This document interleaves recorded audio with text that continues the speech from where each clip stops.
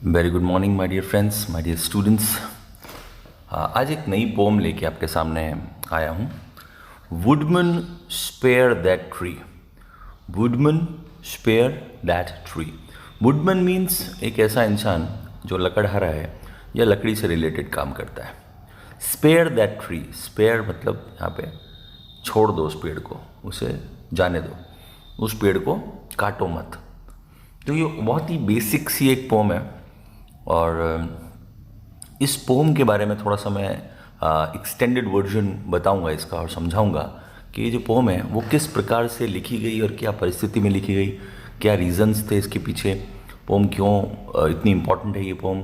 और ये एक ऐसी पोम है जिसके अंदर नेचर लव तो है ही, जैसे हमने लास्ट फॉरेस्ट्री पढ़ा था जिसके अंदर फॉरेस्ट्री फॉर विमेन, उसमें विमेन एम्पावरमेंट दिखाया गया। औरतें अपने हिम्मत लगा के और पूरे एक फॉरेस्ट को रीजेनरेट करती हैं 10 सालों के अंदर कांगड़ हिमाचल में, और फिर उसके बाद वो एक आग की तरह आंदोलन सब जगह फैल जाता है। और फिर वो चिपको मूवमेंट और बहुत सारी चीज़ें जिसको हम सुंदरलाल बहुगुणा के बारे में भी हमने उसमें पढ़ा था। बहुत सारी ऐसी चीज़ें कि जो हम सीखे इनसे। तो ऐसी एक कहानी इंग्लैंड के अंदर भी एक कहानी, एक बड़े राइटर्स हुए, वो बड़े बहुत फेमस राइटर है जीपी मॉरिस। तो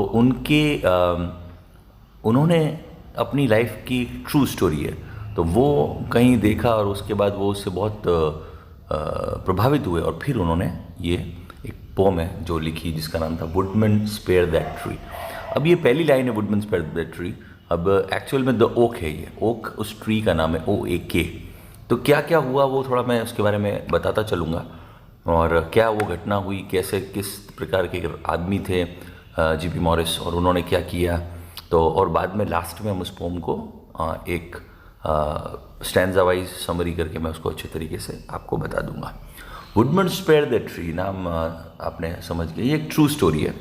George Pope Morris, GP Morris जिसको शॉर्ट में मैं कहूँगा, was a 19th century American poet. America के थे, मूल अमेरिकन थे, एंड सॉन्ग राइटर, सॉन्ग्स लिखते थे, who earned his living editing newspapers and writing literary reviews। तो वो पैसा ऐसे कमाते थे कि लिविंग, अपनी जो लिविंग थी, रोजी रोटी कमाते थे एडिटिंग करके। न्यूज़पेपर के एडिटर थे। एडिटिंग आपको सबको पता ही है, संपादक हिंदी में जिससे बोला जाता है, गुजराती में भी संपादक ही बोलते हैं मेरे ख्याल से। न्यूज़पेपर का काम के एडिटिंग वगैरह, उसके जो आर्टिकल्स है उसकी जो, यानी लैंग्वेज के ऊपर जिसका सुपर्ब कमांड होता है वही एडिटिंग कर सकता है, but obvious. And writing literary reviews, और लिटरेरी रिव्यूज़ का मतलब है कि लिटरेचर से रिलेटेड जो भी साहित्य है, जो भी लिटरेचर से रिलेटेड जो भी मैगजीन में छपता है या कोई नॉवेल आता है या कोई स्टोरी बुक आती, तो उसके रिव्यूज़ लिखते थे। व्यू आप समझते हैं, उसका रिव्यू, अपना तर्क उसमें प्रस्तुत करते थे लोगों को, ये पढ़ना चाहिए नहीं पढ़ना चाहिए, इसका क्या मतलब है, इसका क्या इंटेंशन था। तो वो अपने पॉइंट ऑफ व्यूज़ उसमें देते थे, यानी वो खुद भी बहुत तैयार व्यक्ति थे। ठीक है, कमेंट्री कौन दे सकता है? जिसने खुद ने क्रिकेट को बहुत अच्छे तरीके से समझा है। क्रिकेट कमेंट्री की मैं बात करूँ तो his poetry is sentimental, personal and nostalgic. बहुत अच्छा वर्ड है।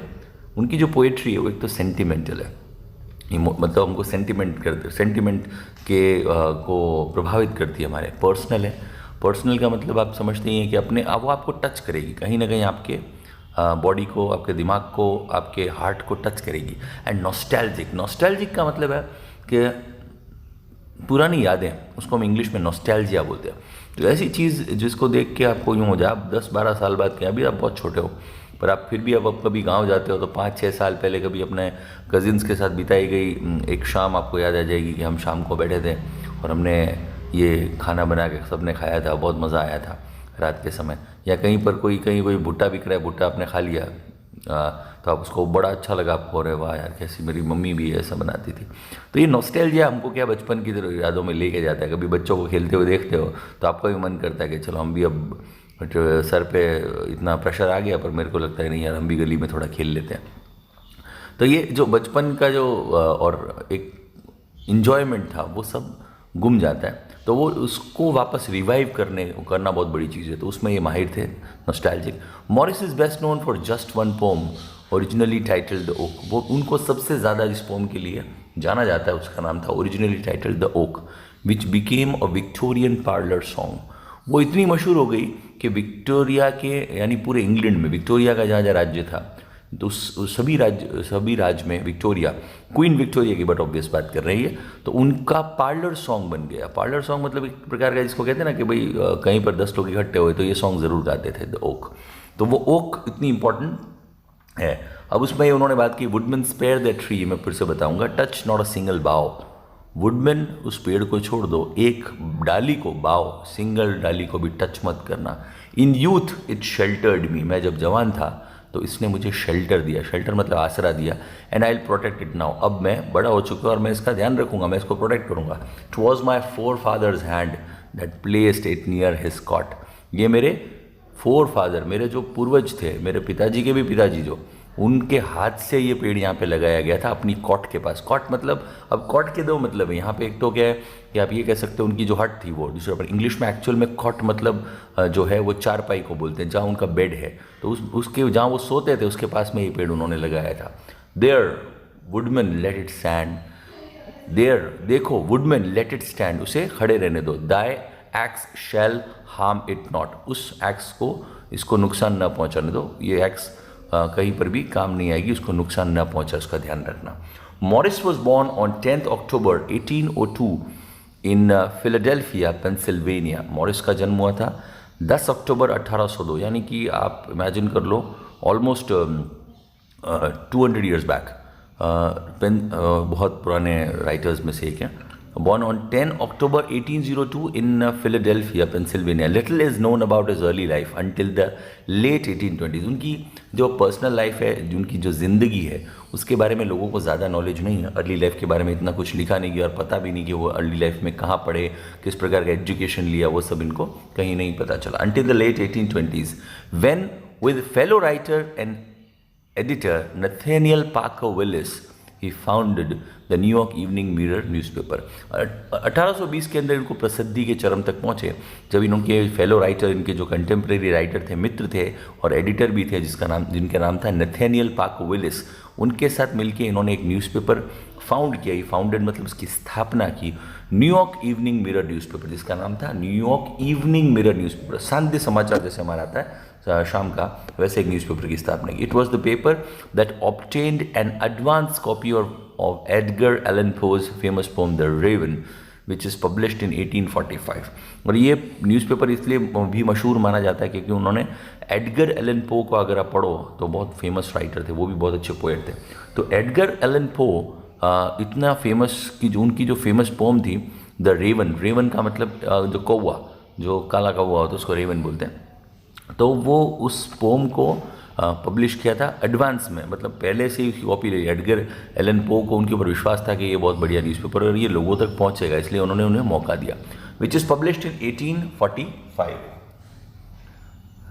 अ टैलेंटेड राइटर, खुद भी टैलेंटेड राइटर थे तो बहुत अच्छा उनको लिटरेरी सेंस था। Morris dedicated himself to producing a periodical that could be enjoyed by all the family. और बहुत सारे पीरियडिकल्स लिखते थे वो न्यूज़पेपर में, तो उससे पूरी फैमिली पढ़ सकती थी, अच्छा उनका नॉलेज बढ़िया था। टुगेदर विद विलिस इस्टेब्लिश, उनके जो फ्रेंड है नथानियल विलिस, उनके साथ मिलके established a weekly magazine called the National press. और एक और मैगजीन निकाली, न्यूज़पेपर तो उनका चलता ही था इवनिंग, साथ में एक मैगजीन जो कि वीक में एक बार आती थी, वीकली, जिसका नाम था the National Press. Later renamed Home Journal, और बाद में उसका नाम चेंज करके होम जर्नल कर दिया गया। And then from 1901 Town and Country, बाद में उसका नाम 1901 से टाउन एंड कंट्री रख दिया गया। पहले नेशनल था, the National Press, then Home Journal and then Town and Country. During the 19th century it featured poetry, essays and fiction. 19वीं सदी के अंदर उसके अंदर बहुत सारी पोएट्री, जो पोएट्स थे उनका बहुत सारा काम वहाँ पे उन्होंने दिखाया। और एसेज, बहुत अच्छे अच्छे जो एसेज थे, जो बड़े एसेज लिखते थे। और फिक्शन, फिक्शन मतलब आपको पता ही है कि जो मतलब एक प्रकार की फैंटेसी, फंतासी जिसको हम बोलते हैं हिंदी में, तो फिक्शन भी वहाँ पे उसके अंदर स्टोरीज लिखी जाती थी। As high society began to read it, the magazine focused on society news and gossip. अब क्या है, हाई सोसाइटी पढ़ने लगी, और वैसे भी 1900 के आसपास, 1800 के आसपास वही अफोर्ड कर सकते थे मैगजीन और न्यूज़पेपर जो कि हाई सोसाइटी हो, जिसके पास अधिक पैसा हो, तो वो ही पढ़ते थे। तो उनसे रिलेशन में फिर इन्होंने क्या किया कि जो मैगजीन थी उसने फोकस अपना किस ओर डाल दिया, लिटरेचर के अलावा साथ में इन्होंने सोसाइटी की न्यूज़ में कि हुज़ हू, कौन क्या कर रहा है, कैसा चल रहा है, और सोसाइटी के बारे में और गॉसिप के बारे में भी कि भाई उसकी उससे विवाह हो गया, वो उसकी मंगेतर है, अब वो शादी होने वाली है। ऐसी गॉसिप तो लोगों को अच्छा लगता है, गॉसिप मैगजीन्स होती हैं, फिल्म फेयर जैसी, तो उसके ऊपर उनका फोकस चला गया। In a letter to Henry Russell, the English pianist, singer and composer who lived in the USA from 1836 to 1841 before settling in London to produce music. अब उन्होंने एक लेटर लिखा था हेनरी रसल, एक इंग्लिश पियानिस्ट थे, singer और composer, बहुत famous थे, तो who lived in the USA from 1836 to 1841। अब ये जो कहानी है वो हम बात कर रहे हैं जीपी मॉरिस की, वो अमेरिका में सेटल्ड है, सब कुछ सारी बातें जो चल रही है अमेरिका में सेटल्ड है, पर यहाँ पे वो एक इंग्लिश पियानिस्ट की बात भी आती है, हेनरी रसल की, जो 1836 से लेके 1841 तक कहाँ रहे थे, यूएसए में रहे थे, before settling in London to produce musical extravaganzas. Morris recounted a length the inspiration for woodman spare that tree. अब उसमें उनको उन्होंने लेटर लिखा था और उसके अंदर उन्होंने उस लेटर के अंदर ये बात बताई कि वुडमैन स्पेयर दैट ट्री की प्रेरणा कहाँ से आई। अब मैं आपको सही मुद्दे पे आ जाता हूँ। तो वो प्रेरणा कैसे उनको मिली और कैसे उन्होंने वुडमैन स्पेयर दैट ट्री को सोचा, लिखा, क्या हुआ था, तो उसकी प्रेरणा के बारे में इन्होंने वो म्यूजिकल बात की। अब देखो, वुडमैन स्पेयर दैट ट्री, अब बैलेड एक प्रकार के सॉन्ग को कहते हैं। देखो ये फोटोग्राफ आप देखेंगे तो ये दोनों खड़े हैं और वुडमैन एक्स उसके हाथ में उसे काटने वाला है, तो उसको वो रोकेंगे। न्यूयॉर्क मिरर, जब उसका नाम जीपी मॉरिस, ठीक है।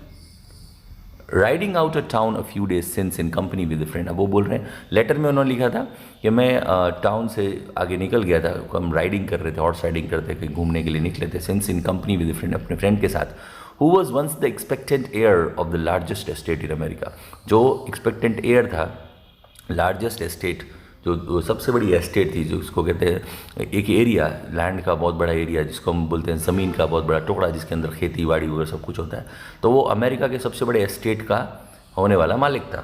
But over whose worldly prospects a blight has recently come. अब उसके सब जो वर्ल्डली प्रॉस्पेक्ट्स थे कि भाई अब वो आगे जाके ये कर लेगा, इतना पैसा उसके पास होगा, पर कहीं ना कहीं उसको एक तकलीफ आ गई थी। Invited me to turn down a little romantic woodland. अब उसकी लाइफ में जो हुआ वो बात अलग है, पर उसने इन्वाइट किया किन्हें, जो जीपी मॉरिस को, कि आप मेरे साथ चलो एक romantic Woodland pass, not far from Bloomingdale एक जगह है, वहाँ से थोड़ी सी दूर पे थोड़ा सा एक कहते हैं ना कि हाँ एक डिटूर किया जाए, इंग्लिश में इसको डिटूर बोलते हैं, कि हम कहीं और थोड़ा और लंबा राउंड मार के जाते हैं, मज़ा आएगा।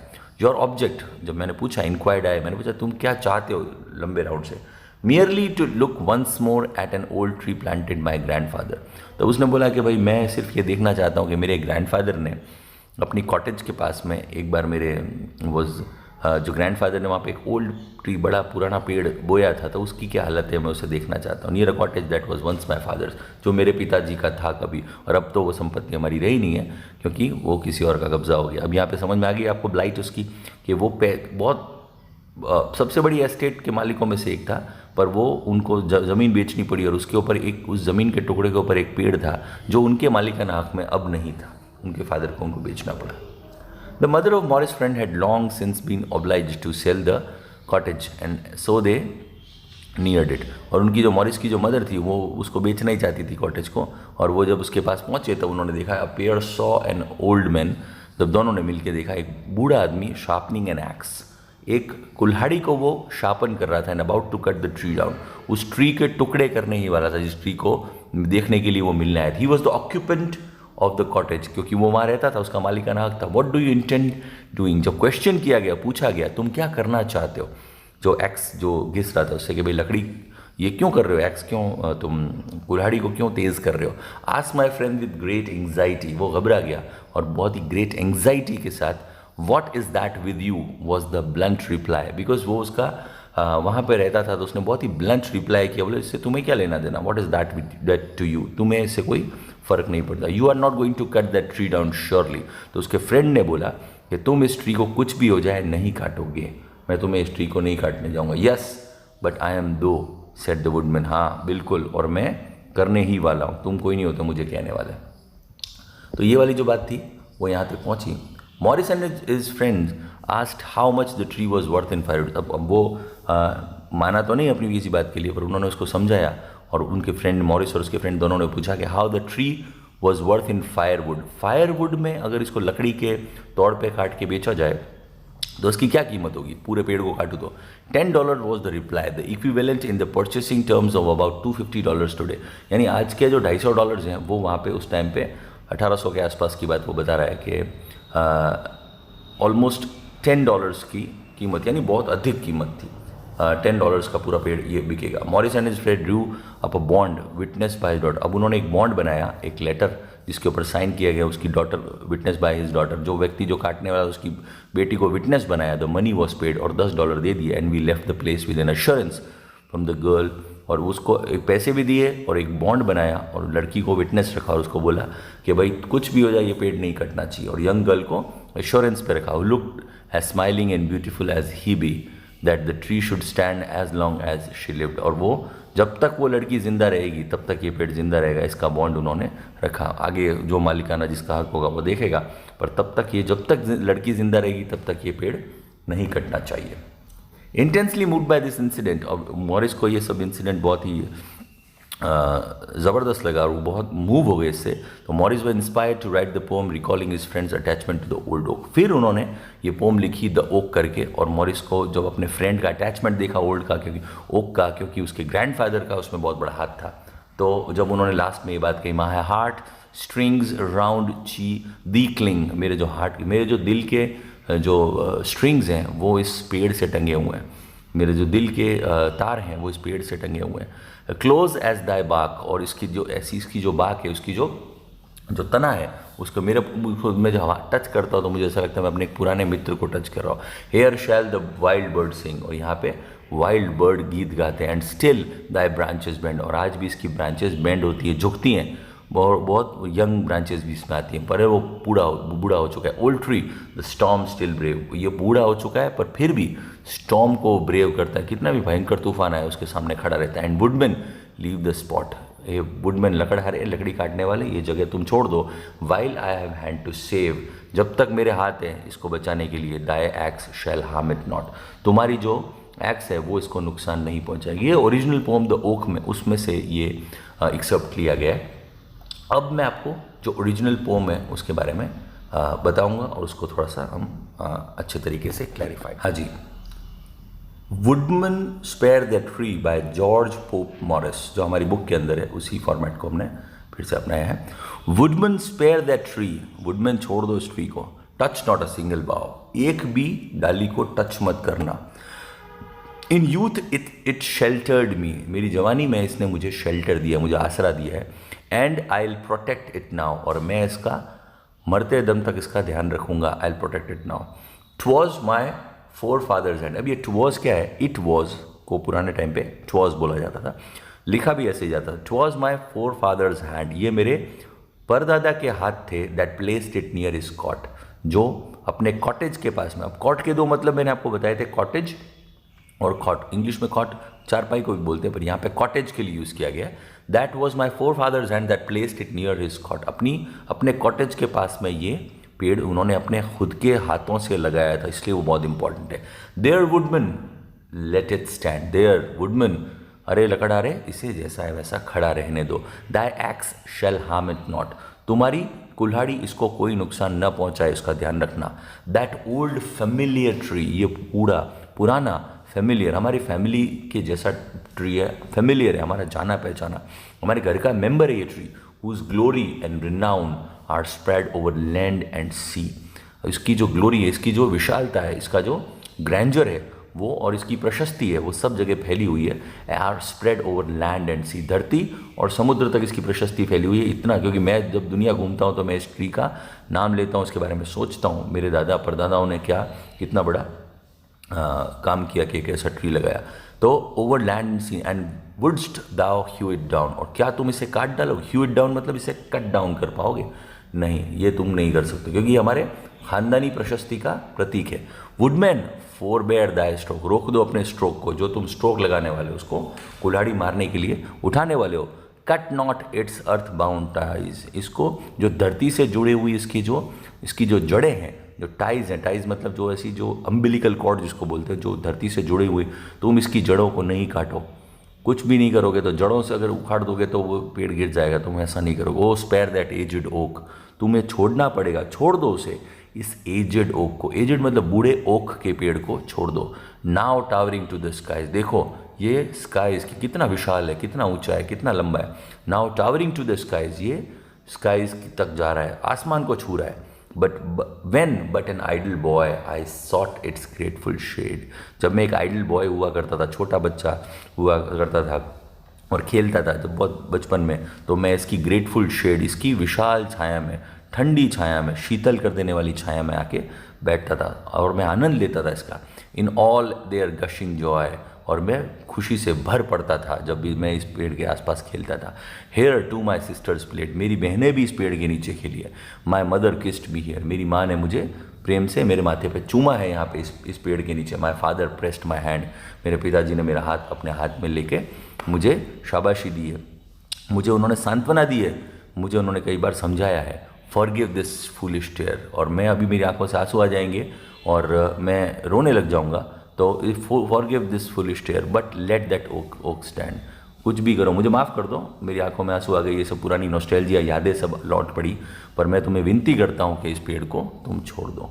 तो इसके पीछे की कहानी भी आपको समझ में आ गई कि अभी आप देखो इन्होंने राइमिकल स्कीम बहुत अच्छी की है, इसको ढंग से आप देखोगे। Woodman spare the tree sheltered me, tree me, ठीक है, bough single bough protected it now, my forefather's hand let it stand, hand और स्टैंड सेट कर रहा है।